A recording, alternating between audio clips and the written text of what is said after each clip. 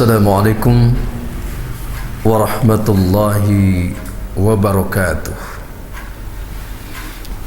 Innal hamdalillah wassalatu wassalamu ala Rasulillah Muhammad ibn Abdillah wa ala alihi wa sahbihi wa mawalah. La hawla wa la quwwata illa billah, amma ba'du. Faqad qala Allah ta'ala fil Qur'anil Karim, A'udzu billahi minasy syaithanir rajim.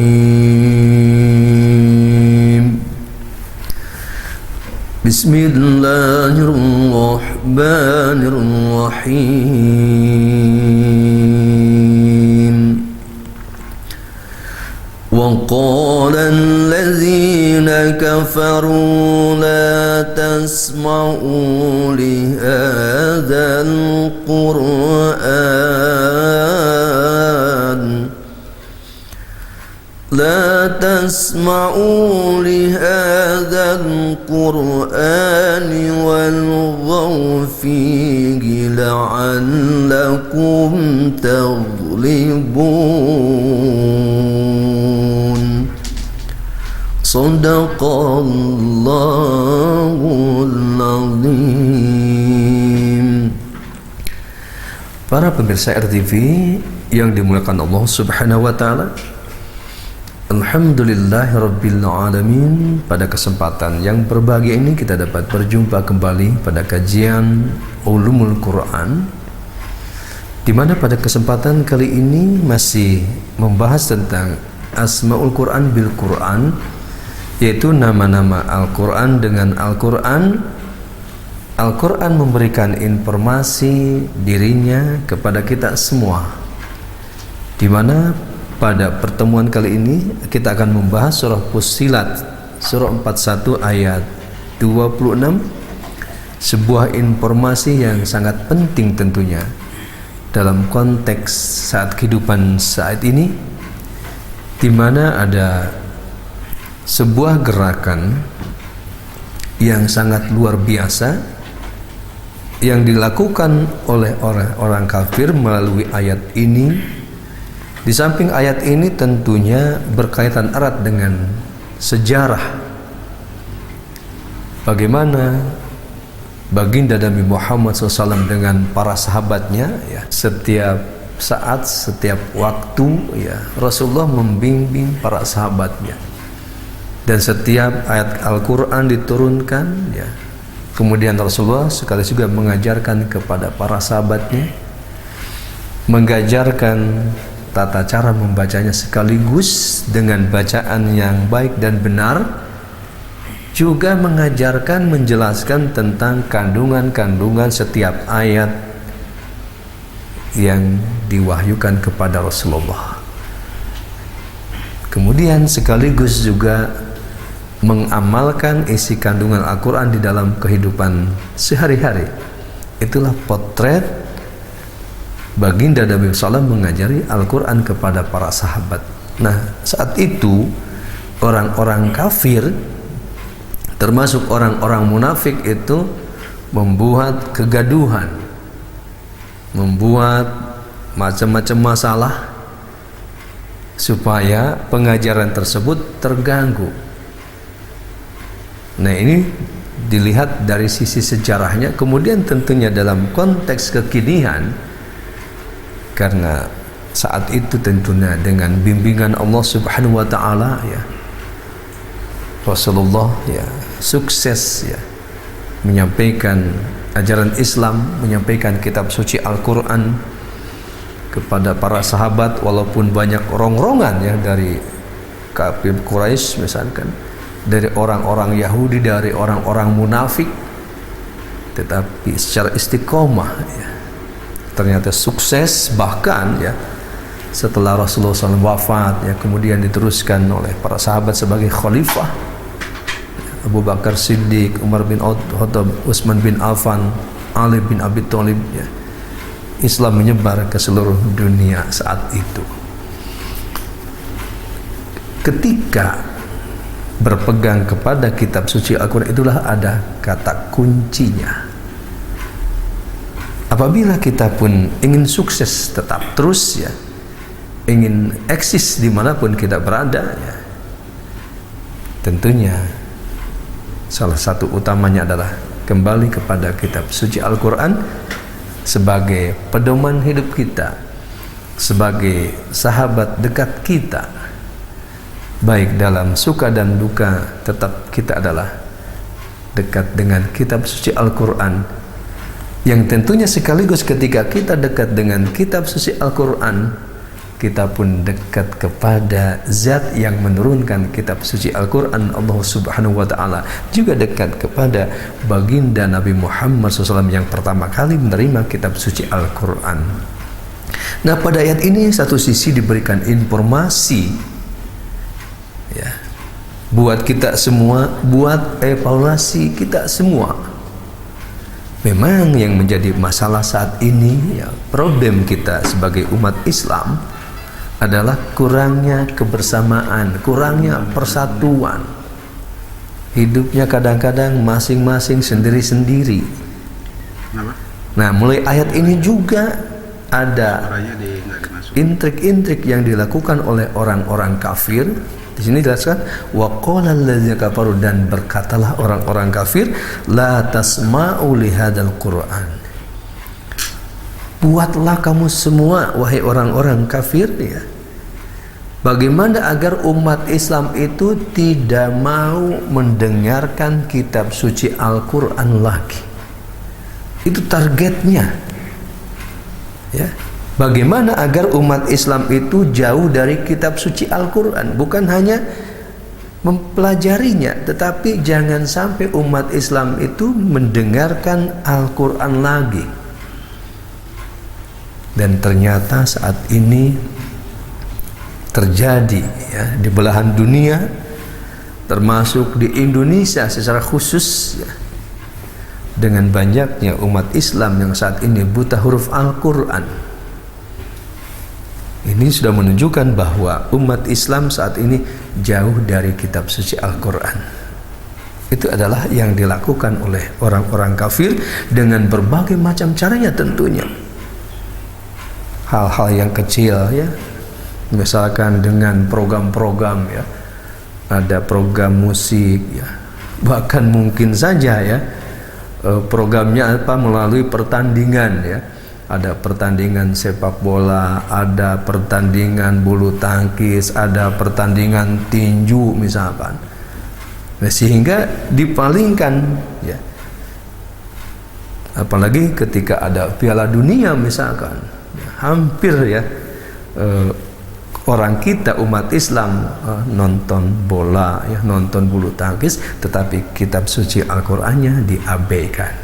Ini salah satu contoh. Mungkin yang lainnya dengan konser, ya, mungkin dengan seminar-seminar yang enggak jelas misalkan, ya, termasuk salah satunya, ya, walaupun sekarang kelihatannya sudah ada perubahan, ya, seperti tahun baru, ya, tahun baru itu banyak yang sebelum lockdown itu kan banyak yang hura-hura, ya, dangdutan di mana-mana, itu dalam rangka memperingati tahun baru. Itu salah satu trik-trik yang dilakukan orang-orang kafir untuk menjauhkan umat Islam dari kitab suci Al-Quran. Kemudian yang kedua, wal gaufi, ya, dan buatlah hiruk fikuk, ya, dan buatlah pecah belah, buatlah bercerai-berai, ya, la'allakum taglibun, maka kamu akan mudah untuk mengalahkan umat Islam. Nah, ayat ini memberikan informasi kepada kita, tentunya pelajaran buat kita bagaimana kita pun mulai bergerak bersama agar kita kembali kepada kitab suci Al-Quran. Karena sebuah contoh yang sangat jelas, kenapa baginda Nabi Muhammad SAW sukses, ya, memimpin, ya, umat Islam, ya, beliau seorang nabi dan rasul, ya, kemudian diteruskan oleh para sahabatnya, khususnya sahabat 4 itu sukses memimpin Islam dengan kejayaan, dengan sukses, bahkan setiap permasalahan pun bisa diatasi, termasuk kemiskinan, kebodohan itu bisa diselesaikan. Kenapa? Karena kembali kepada kitab suci Al-Quran. Nah, saat ini juga tentunya ketika kita ingin mengalami kejayaan Islam kembali, ya, salah satu caranya adalah kembali kepada kitab suci Al-Quran. Pemikiran-pemikiran, ego-ego pribadi itu dibuangkan, ya. Bagaimana kita kembali bersama kepada kitab suci Al-Quran dalam rangka supaya umat Islam menjadi kuat, menjadi kokoh. Nah, salah satunya adalah kembali kepada kitab suci Al-Quran, bukan kembali kepada khilafiyah. Perbedaan itu tidak akan selesai sepanjang masa. Oleh sebab itu, untuk majukan kembali adalah kembali kepada kitab suci Al-Quran dalam rangka kita supaya tidak tertipu dengan kehidupan dunia, ya. Tidak mudah untuk dikalahkan oleh orang-orang kafir. Dalam konteks, ya, tentunya orang-orang kafir yang memusuhi Islam, ya. Karena kalau orang kafir pun non muslim yang baik, ya kita tetap baik. Tetapi yang jadi permasalahan adalah bagaimana agar kita kembali kepada kitab suci Al-Quran. Karena mulai ayat ini sudah jelas difrot, ya, bahwa ketika umat Islam itu jauh dari Al-Quran, maka dengan mudah dikalahkan. Mungkin kalau tidak ada pertolongan Allah, mungkin kalau tidak ada perlindungan dari Allah Subhanahu wa Ta'ala, khususnya umat Islam Indonesia, mungkin bisa sudah hancur. Akan tetapi dengan kasih sayang Allah, ya, tetap Allah memeliharanya, ya. Karena insya Allah sebagian masih dari umat Islam masih berpegang teguh kepada kitab suci Al-Quran. Oleh sebab itu tentunya kita sebagai umat Islam, ya, yang ingin, ya, mendapatkan kesuksesan, kebahagiaan, ya, bukan hanya di dunia, tentunya sampai akhirat, kita pun tentunya mempunyai tanggung jawab bagaimana agar mengembalikan umat Islam kembali kepada kitab suci Al-Quran. Walaupun tentunya dengan upaya-upaya, ya, dengan kerja keras. Karena saat ini kita rasakan betapa sulitnya untuk mengembalikan umat Islam kepada kitab suci Al-Quran. Mungkin sulitnya dengan berbagai macam alasan. Yang penting Islam, yang penting melaksanakan ibadah sholat, yang penting bisa berbuat baik, nggak bisa baca Quran pun nggak ada masalah. Nah, ini kan tentunya pernyataan yang kurang benar. Kenapa? Karena salah satunya yang menjadi pondasi utama, ya, agar umat Islam ini kembali jaya, kembali bangkit, ya, khususnya tentunya menyongsong kebangkitan Islam, ya, pada 2045, ya.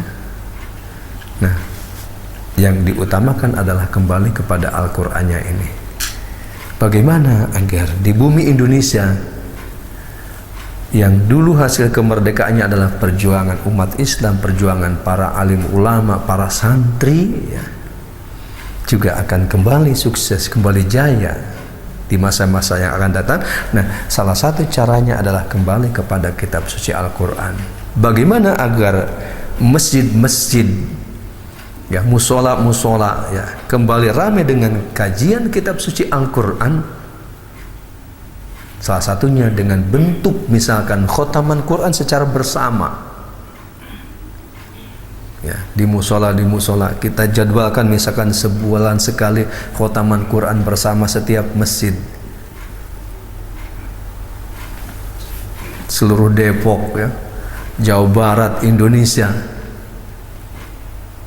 Bukan yang bunyi itu adalah bunyi kaset di masjid, tetapi adalah kita berkumpul bersama, ya, untuk mengkhatamkan Quran, ya, secara sederhana tentunya konsepnya, ya. Tetapi ini adalah sebuah upaya untuk menyatukan umat Islam, untuk kebersamaan, untuk persatuan. Caranya adalah disatukan dengan kitab suci Al-Quran. Ini salah satu dalam rangka upaya kita untuk menjauhkan diri daripada tipu daya orang-orang kafir yang berusaha menjauhkan umat Islam daripada Quran. Nah, kita kembalikan lagi kepada Quran. Caranya mudah, yaitu dengan khotaman Quran dulu, program yang sederhana. Tetapi memang tidak mudah, ya. Tidak mudah untuk menuju ke sana. Kenapa? Harus menyamakan dulu persepsi kita, ya. Keinginan kita, kebersamaan kita, ya. Kadang-kadang satu sisi di antara umat kita yang sudah bisa baca Quran bagus juga kadang tidak mau bergabung dengan lainnya, hanya dengan kelompok-kelompoknya itu. Tapi bagaimana agar kita upayakan menjadi sebuah program khusus, kembali kepada kitab suci Al-Quran, kembali ke masjid, kembali kepada musola kita masing-masing. Kita ayo bersatu bersama, ya. Tidak usah setiap malam, tetapi cukup sebulan sekali, ya, agar kita bisa khotaman Quran bersama. Nah, dengan khotam Quran itu bersama, ya, insya Allah tentunya pintu langit Allah buka kembali. Nah, dengan pintu langit dibuka kembali dengan wasilah khotaman Quran ini, tentunya Allah akan memberikan jalan keluar kepada kita, khususnya umat Islam. Karena kalau kita renungkan, ya, kita bangsa Indonesia itu merupakan bangsa yang besar, bangsa yang hebat, ya. Dan Allah pun kalau kita telaah, begitu sangat besar anugerahnya yang Allah berikan kepada kita bangsa Indonesia. Ini satu sisi perlu kita syukuri. Allah memberikan anugerah kepada kita bangsa Indonesia berbeda dengan bangsa-bangsa yang lain, termasuk siang malamnya teratur, ya, musimnya juga teratur, curah hujannya Allah banyak turunkan, buminya menghasilkan berbagai macam buah-buahan, tanam-tanaman, termasuk kekayaan alamnya, ya. Minyak kita masih banyak, ya. Kemudian emas juga banyak sebenarnya itu. Ini merupakan anugerah yang Allah berikan kepada kita. Nah, dengan memahami ayat ini, bagaimana agar kita kembali kepada kitab suci Al-Quran? Salah satunya adalah dengan kebersamaan, dengan persatuan. Juga kalau kita renungkan satu sisi lain, ya, barangkali kalau dulu itu para aulia itu pusatnya di Yaman, ya. Ada sebuah cerita, ya. Dulu pernah dengar cerita yang disampaikan oleh Profesor Dr. Said Agil Husain Al-Munawar, ketika ada seorang waliullah dari Mesir pengen mengetahui jumlah wali yang ada di Yaman. Nah, singkat cerita, ketika sampai Yaman baru turun dari kapal laut, dihitung 1, 2, 3, 4, 5. Alhasil tukang sol sepatu juga, oh, ternyata mendapatkan pangkat sebagai waliullah. Karena kerjaan sol sepatu itu sebenarnya sampingan. Kenapa?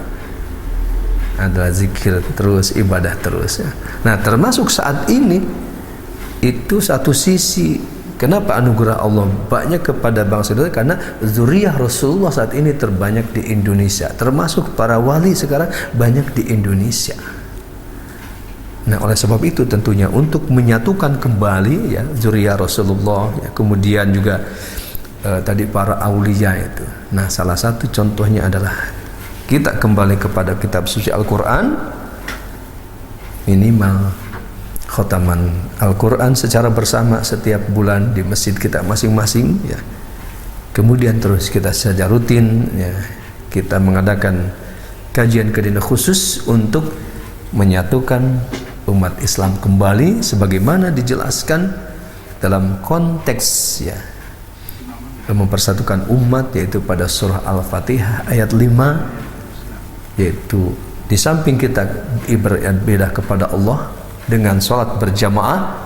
Nah, mari kita mulai saat ini untuk melakukan apa yang dilakukan oleh baginda Nabi Muhammad SAW. Setelah selesai sholat berjamaah, maka kita berkumpul sesaat sejenak luangkan waktu untuk beberapa menit untuk membicarakan umat, permasalahan umat apa yang sekarang dihadapi, kemudian cari jalan keluarnya, cari solusinya. Nah, salah satunya adalah membentuk kembali Baitul Mal ya di masjid-masjid kita ya masing-masing. Nah, dengan cara membentuk Baitul Mal tadi, insya Allah setiap permasalahan yang dihadapi umat bisa diselesaikan dengan baik, dengan mudah.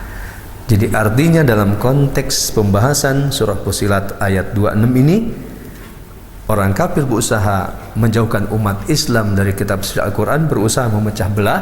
Nah, kita kembali kepada kitab suci Al-Quran yang bersatu padu ya dengan cara tadi khotaman Quran bersama untuk menyatukan umat, kemudian membuka pintu langit. Kedua, bentuk Baitul Mal untuk menyelesaikan permasalahan yang dihadapi umat kita. Mudah-mudahan bermanfaat ayat ini, menjadikan solusi buat kita ya. Mulai saat ini kita kembali kepada kitab suci Al-Quran. Terima kasih. Assalamualaikum warahmatullahi wabarakatuh.